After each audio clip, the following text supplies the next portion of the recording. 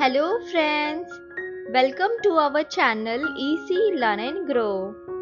आजच्या या शॉर्ट व्हिडिओमध्ये आपण पाहणार आहोत माझी शाळा या विषयावर 10 ओळींचा मराठी निबंध.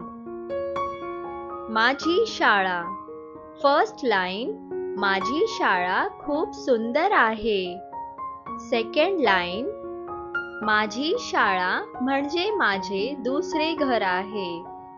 थर्ड लाईन, माझ्या शाळेचे नाव ज्ञानदीप विद्यालय आहे. फोर्थ लाईन, ती एक प्राथमिक शाळा आहे. फिफ्थ लाईन, शाळेत सर्व शिक्षक खूप प्रेमळ आहेत.